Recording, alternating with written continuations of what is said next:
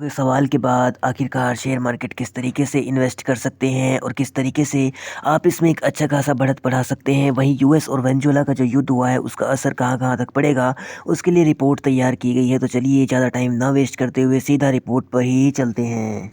में से कई लोगों के सवाल होंगे कि आखिरकार यूएस और वेनेजुएला में जो टकराव है वो हमारे लिए इतना अहम क्यों है। तो अहमियत की बात क्या है, तो सबसे बड़ा तेल भंडारों में से एक वाला देश है वेनेजुएला।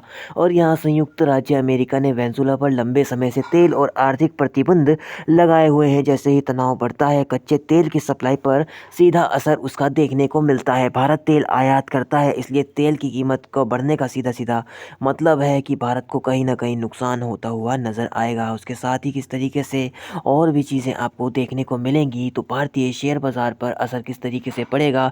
तो कच्चे तेल की कीमतों से नुकसान वाले क्या क्या सेक्टर होंगे, तो सबसे पहले तो एयरलाइन कंपनियों पर सीधा असर मिलेगा, पेंट कंपनियों पर सीधा असर होगा, टायर कंपनीज पर सीधा असर होगा, केमिकल और प्लास्टिक उद्योग पर सीधा असर होगा। कारण क्या होगा, क्योंकि अगर तेल महंगा होगा तो कच्चा तेल महंगा होगा और मुनाफा कहीं ना कहीं घटते हुए नज़र आएगा।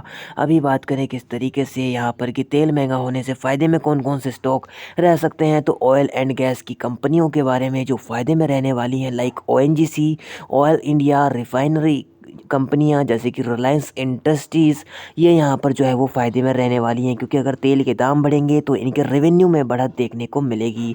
इसी तरीके से शेयर मार्केट में अगर आना चाहते हो तो कल के यहाँ पर ओएनजीसी और यहाँ पर की जो है वो ऑयल इंडिया और रिलायंस इंडस्ट्रीज़ पर आपको ध्यान रखकर यहाँ पर नज़र बनाकर रखनी होगी। बात करें अगर रुपया मतलब महंगाई और ब्याज दर पर सीधा असर होगा। तेल महंगा होगा तो भारत का आयात बिल बढ़ता हुआ भी आपको नज़र आएगा और रुपया यहाँ पर कमज़ोर होता, इससे मतलब रुपया कमज़ोर होता नज़र आएगा और महंगाई बढ़ती है तो आरबीआई ब्याज दरें ऊंची रख सकता है। हालांकि भारत और वेनेजुएला का सीधा असर देखने को नहीं मिलेगा, बट अगर ज़्यादा समय तक युद्ध चलता है तो उसका सीधा असर भी देखने को आपको थोड़े दिन बाद मतलब दिखना स्टार्ट हो जाएगा। बात करें नुकसान रियल इस्टेट में, ऑटो सेक्टर में और बैंकिंग स्टॉक्स पर शॉर्ट टर्म के लिए आपको जो है वो नुकसान इसमें देखने को मिल सकता है। इट मीन्स आपको इसके अंदर थोड़ा धैर्य बनाकर रखने की पूरा कोशिश करनी पड़ेगी। बात करेंगे यहाँ पर फॉरेन इन्वेस्टर्स का रुख होगा। जब यूएस वेनेजुएला जैसा तनाव बढ़ता है तो विदेशी निवेशक रिस्क से बचते हुए पैसा निकालकर यूएस बॉन्ड्स और गोल्ड में लगाते हुए नज़र आते हैं, क्योंकि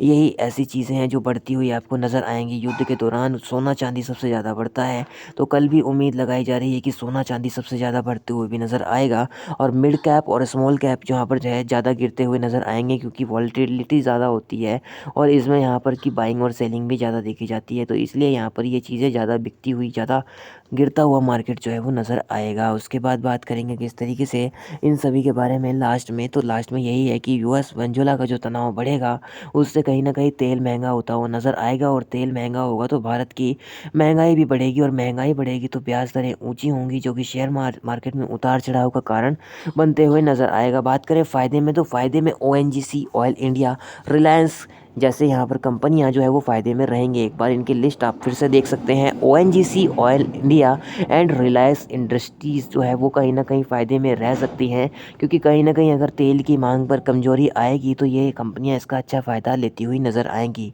लेकिन ओवरऑल देखा जाए तो ये भारत के लिए सीधा तो असर इसका नहीं होगा, यानी कि इसका कोई सीधा असर नहीं है, बट फिर भी जो है वो यहाँ पर कहीं न कहीं नुकसान इसका ज़रूर देखने को मिलेगा, क्योंकि जब युद्ध होता है तो वो अगर लंबे समय तक चलेगा, अगर वहाँ की दो जो मतलब जैसे कि वहाँ पर राष्ट्रपति जो है वो अमेरिका ने अपने कब्ज़े में ले लिए हैं, यूएस द्वारा जो है वो कब्ज़े में ले लिए गए हैं।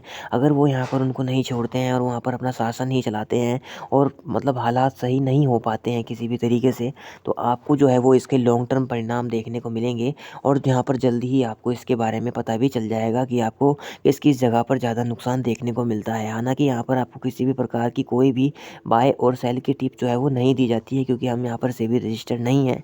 लेकिन फिर भी आपको बताते हैं कि यूएस वेनेजुएला का असर अभी नहीं, पर धीरे-धीरे भारतीय स्टॉक मार्केट पर भी पड़ेगा और क्योंकि वो सभी मार्केट्स पर पड़ेगा तो भारतीय स्टॉक मार्केट पर भी पड़ेगा।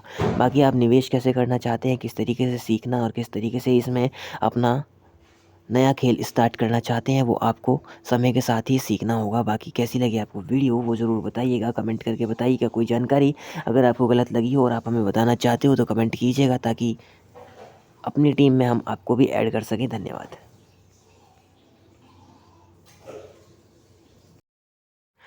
ऐसी और वीडियोस देखने के लिए वीडियो को लाइक और चैनल को सब्सक्राइब ज़रूर कीजिएगा। बाकी ऐसी ही वीडियोस आपको मिलती रहेंगी। धन्यवाद।